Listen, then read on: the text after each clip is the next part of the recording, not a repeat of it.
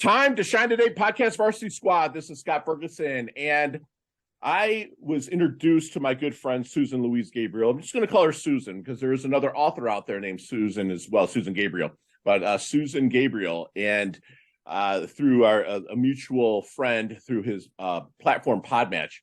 And I'm pretty picky, as you know, about the people that I kind of bring onto the show. Not to say I'm bigger than anything, but I want to make sure a story and her experience resonates with you out there to really maybe tug at some heartstrings, also and triumph over tragedy as well. But Susan Louise Gabriel, she's the author of a heart-tugging memoir, which I'm going to do a book giveaway at the end, but so you have to listen to them until then as well. I'm ashamed to say I haven't read it yet, but I'm buying it today to dig into it. But it's a heart-tugging memoir about her crusade to get her daughter back after she was taken by an out-of-control child protection agency, and Susan's resultant activism on a national scale.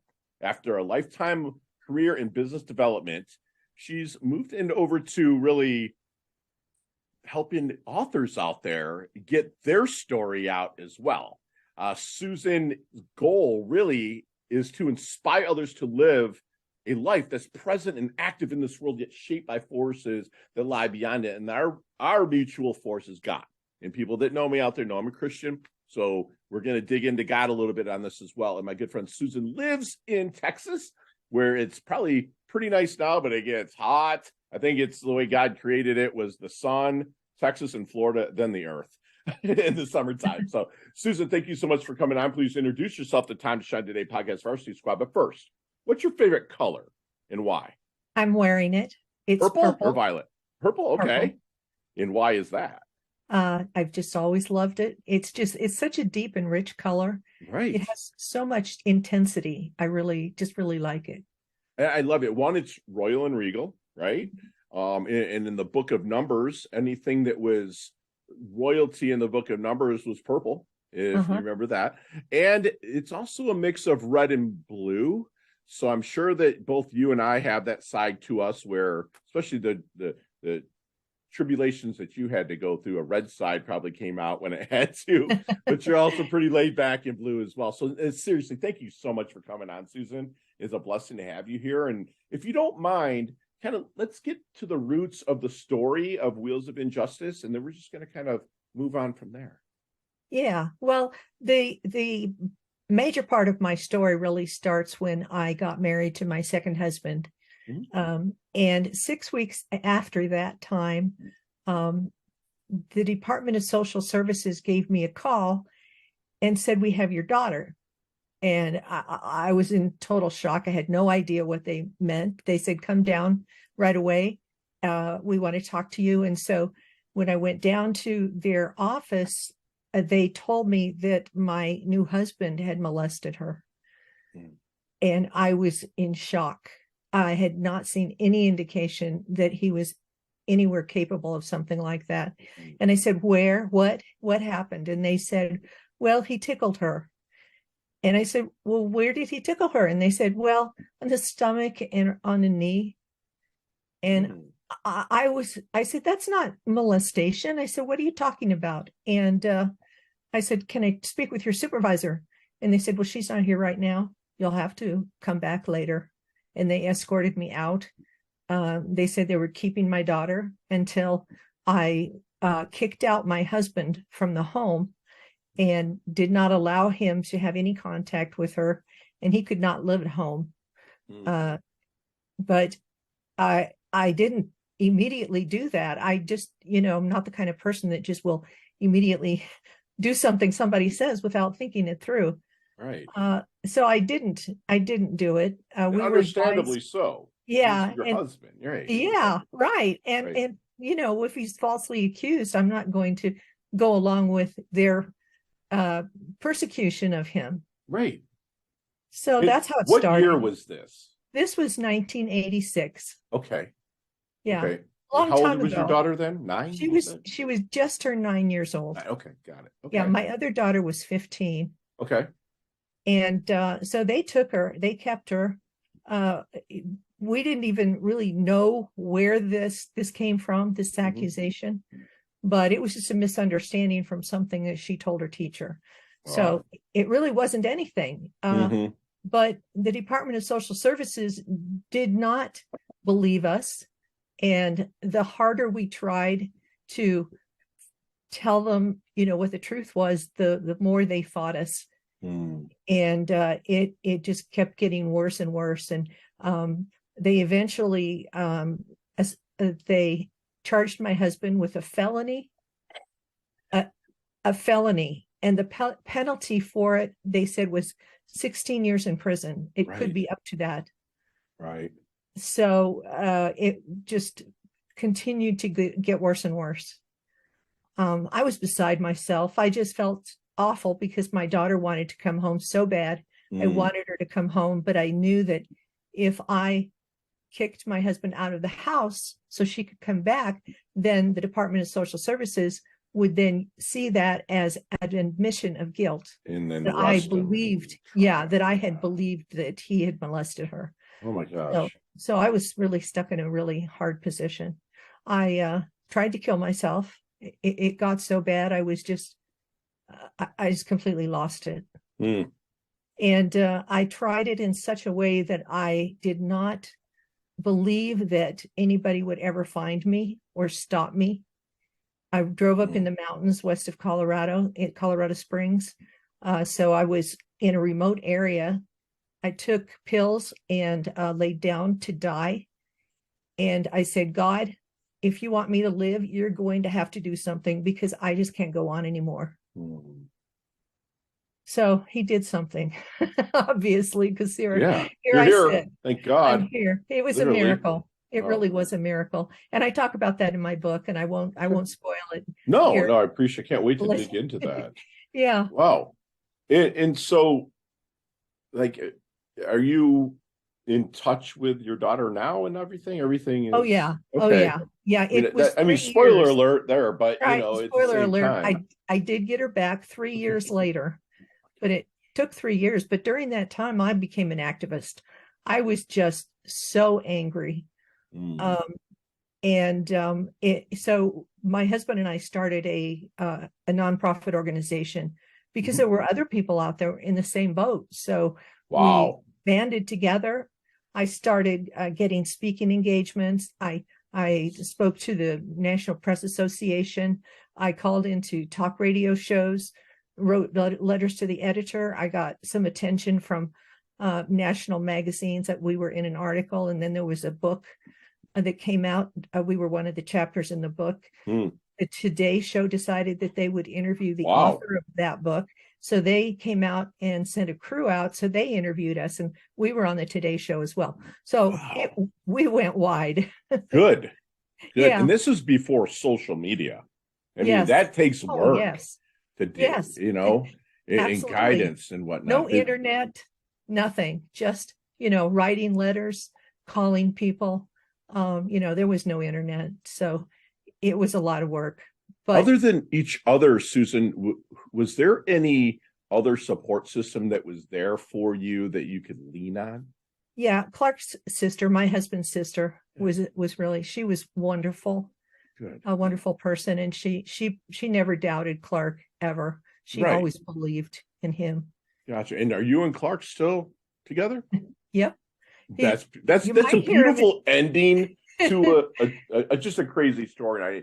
And I don't want to be like, oh, I can't wait to dig into your tribulations you have, but I do, because the end result is God is good, and obviously you did right by him, or he did right by you in Colorado, and still here we are having this conversation. So what lesson did you really pull out of the situation from a 30,000 foot view, Susan? What lesson did you pull out? That God is always with you, even when you don't think he's there. He's still there. Love it. It's that's 100% true, because like I learned to pray in a different way. Like I was raised super strict Baptist. So it was just like, just super strict. There's nothing wrong if that's what you worship and whatnot, and that's fine. But it was now I almost have discussions with God versus and I believe silence is actually God's voice. So I get really quiet and I actually talk, and then shut up, and things have really started coming around to me because I've had my own little run-ins in life, and I 100% believe in that. So what do you feel maybe that your strengths are, and how much do you appreciate them after going through this experience? I guess resiliency is one. I never would have thought of that I was resilient, but I am. Someone just this morning told me I was a strong woman. I don't feel strong. There's one Bible verse that I love. It's that God will not, a bruised reed he will not break, and a dimly burning wick he will not extinguish. Ooh, so I love that. I love it too, because I feel like a bruised reed a lot of times, and a candle that's about ready to go out. Yeah. But he won't let that happen. He steps in and he gives you strength. And that's what I've learned. Sure. And, and here's another thing that I think is really important, and that is to not look and worry about the future. Just take one day at a time. Just follow that step that God has for you today. Ask him this morning what he wants you to do, and then do it. And it may be completely different from what you had planned to do that day. Yes. And at the end of the day, you'll think, wow, that was really, really interesting. What happened? It was quite an adventure. And so I true. love it.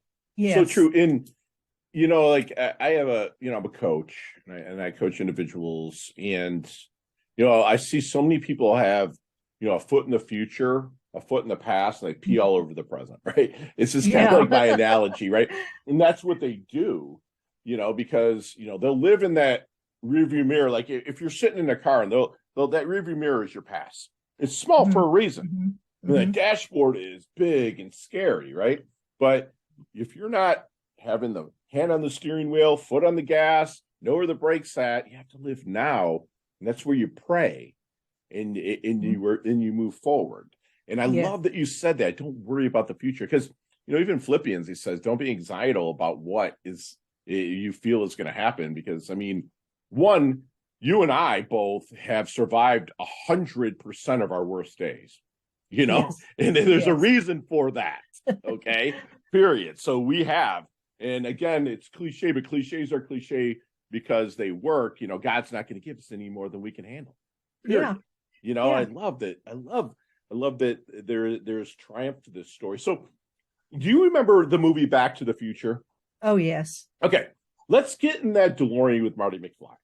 Okay, let's go back to the 22-year-old Susan. Okay. Yeah. What kind of knowledge nuggets, who we call them here in Time to Shine today? Not so much to change anything. I'm sure there's things you might change, but what kind of knowledge nuggets would you drop on the 22-year-old Susan that maybe help her shorten her learning curve or level up a little bit better through life? Don't give up. Don't be sad. It's going to get better, and it's going to be terrific. Oh my gosh, that is it's strong. Yeah. Wow. Yeah. And you had to keep telling yourself, during that time. Yeah. Oh my gosh. When I was 22, I was in a failing marriage that drug on for 15 years. So I was sad a large part of the time, and I didn't have a lot of hope. Right. So my life is totally different than I ever would have thought. Right. I'm sure you look back though in those 15 years also, and you see only, one set of footprints, right?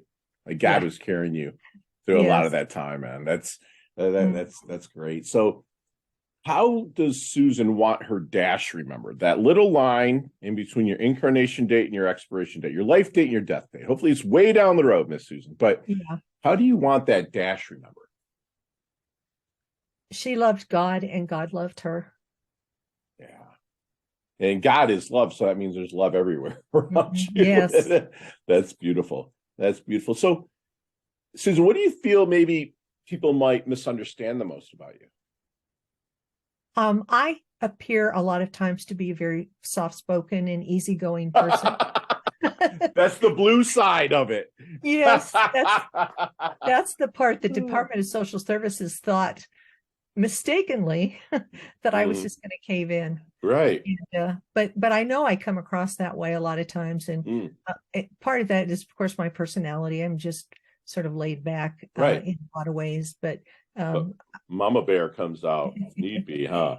Oh yeah. Yeah. It's funny. It must be something in the name Susan. My fiance's name Susan. And the same things. Everyone's like, "Oh, Susan's." I'm like, dude, there's times when I push it a little bit too far, and I get let known that. I love it. I love it. Yeah. So, what if anything keeps you up at night?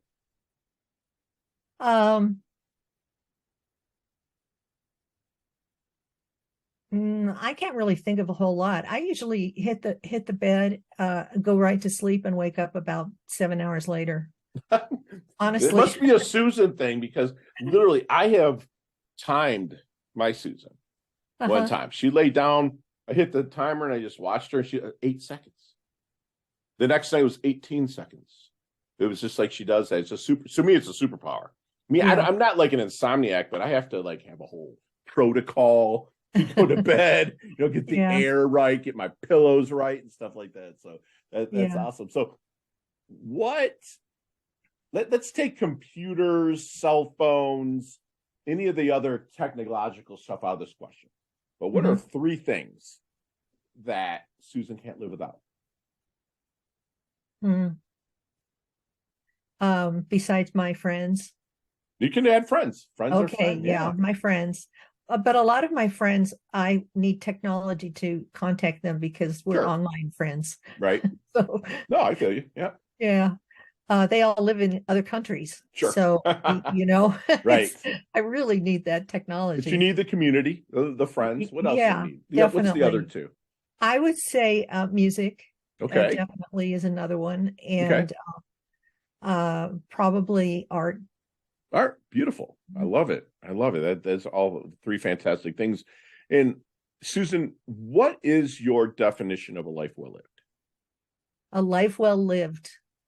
That's one where I am following Jesus, where I know every day that I'm doing what, to the best of my ability, I'm doing what he wants me to do, that I'm following on his path. I have a little dog, a little Chihuahua that watches feet all the time. I think it's because he's afraid somebody's going to step on him. So when we go down to the mailbox, he follows me, like 4 feet behind, never veers off. And the same thing coming back again. So I want to do that. I think of him, he's my role model. I want to be like that and follow Jesus, 4 feet behind, always watching his feet and making sure, because when you're watching feet, you don't really care where you're going. Right. You just know you want to go wherever that person is going. And so that's where I want to go. I don't care what I don't care the destination. He knows the destination. You trust. I don't need to know. Yeah. I just follow the blind feet. faith and trust. That's beautiful. That's fantastic. And squad, we're going to take my good friend Susan Louise Gabriel through our Leveling Up Lightning Round just as soon as we get back from thanking our sponsors and affiliates. Time to Shine Today podcast Varsity Squad. We are back. And if you have put down the Kleenex, we're going to move into something a little bit more fun. And Susan, you have 5 seconds max with no explanations to answer each one of these questions. They can all be done that way. You ready to level up? Okay. Here we go. Susan, what is the best leveling up advice you've ever received? Don't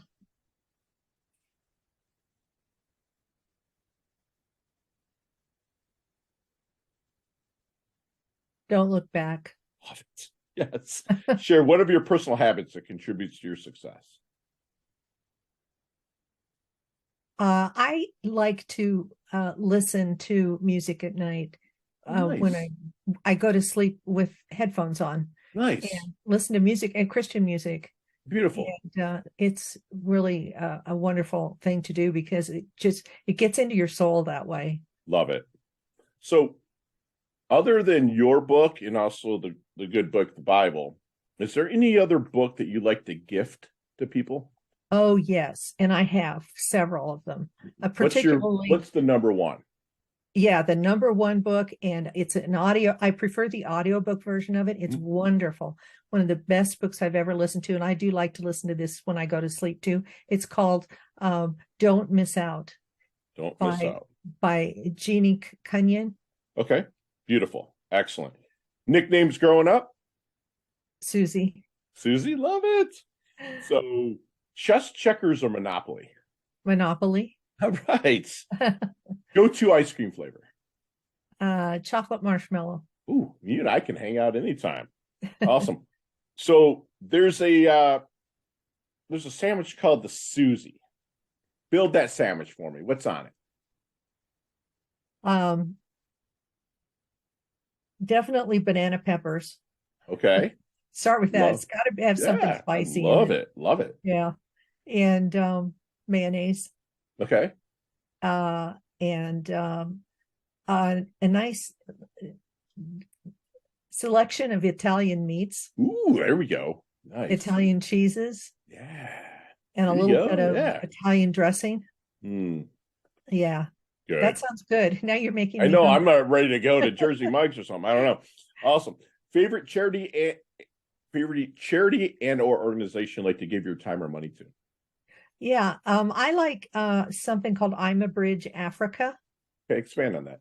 And it's an organization that does good works in Nigeria in particular, is one of the areas. I did a mission trip to Nigeria. Oh, really? I had 3 really good friends in Nigeria. Nice. I also did Zambia. That was interesting as well. Excellent. Yeah. So last question. You can elaborate a little bit on this one as well, but what is the best decade of music? 60s, 70s, 80s, or 90s? Oh, 70s. 70s. I love it. I love it. But I was almost gonna predict that for you because you said the ages of your children. So it's like she had to have listened to a lot of 70s music. So because I'm 50, so I was born in 72. So I'm probably a little bit younger than your oldest, but about 4 or 5 years older than the one that you had the tribulations exactly with. Okay, very cool. Right. Very cool. So how can we find you, Susan? My company's website, I have a publishing company now. Yes, let's talk a little bit about that, please. Yeah, it's called Soul Sunshine, and that's SONSHINE. And that I love that. I love it, for like the Son of God. Yes, that's beautiful. We're all Christians in my company. Okay. It's wonderful. We pray with each other, and we work together. And we have like, for example, there's sunshine in my soul today. That's like one of our slogans. And we awesome. give your book a shining start. I love it. It's a wonderful. And it's time to shine. Yes. I thought of your podcast and I thought this is perfect. I love it. Yeah, I love it. We match. I love it. In Squad, and we've alluded to it before. And if you're an author out there, please let me make a warm introduction.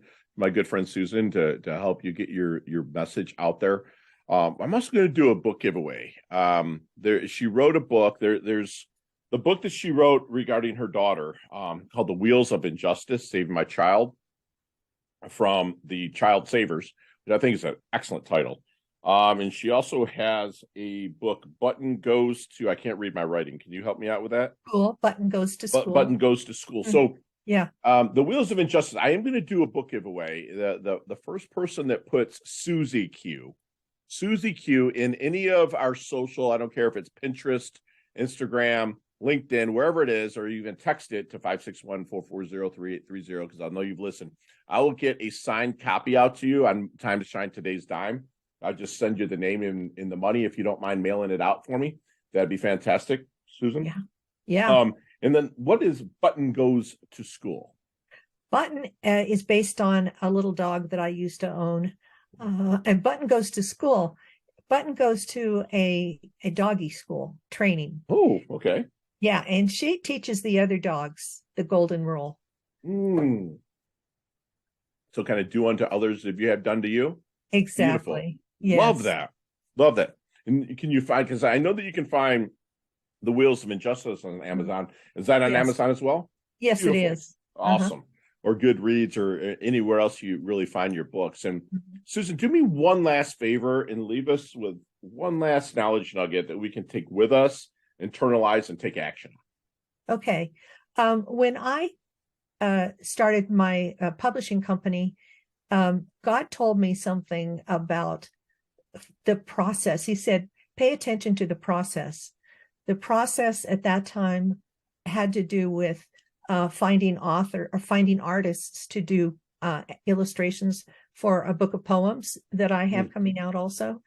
And during that process of finding artists, I met all of the people that are now in my company. And it was the process that was the most important part. The process is where I became friends with them and got to know them, and we got to know each other and realized that God had brought us together for this purpose. Wow. So stay present in the process and pay attention to that. Right. That's beautiful. And right. Squad, we had a really fun, heart-tugging, emotional, triumphal conversation with my good friend here, Susan. And, she wants to remind you, God is always with you. You have to have that faith. A lot of people will say, I'll believe it when I see it. But if you see it, you'll see it when you believe it. You believe in God. It's there. He wants to give you great things. And if you, like my good friend, Susan here, resilient and strong, like she was, God will never extinguish that flame as long as you stay true to it. Don't worry so much about the future, because you are basically sinning. And I'm not saying that in a religious kind of tone. Like sinning, if you go back to the Greek root word of sin, means missing the mark. That's exactly what that means. So I believe that if you're worrying about the future, you're sinning against today. God gave you the present for a reason. Live there. And if you are stuck, pray to God, and he will put the people in your life, just like Susan said about paying attention to the process, because with that process, a tribe became available to her that is in her, that vibes, like they say, your vibe attracts your tribe. And it's just beautiful. And my good friend Susan is just fantastic. I believe that she's planting trees that she'll probably never sit in the shade of. And I know that I am inspired after listening to my good friend Susan and having this fantastic discussion. She levels up her health. She levels up her wealth. She's humble. Yes, she's fierce and hungry. She's earned her varsity squad letter here at Time to Shine today. Thank you so much, Susan, for coming on. I absolutely love your guts. Thank you so much. You bet. We'll chat soon, okay? Okay. Bye now. Bye.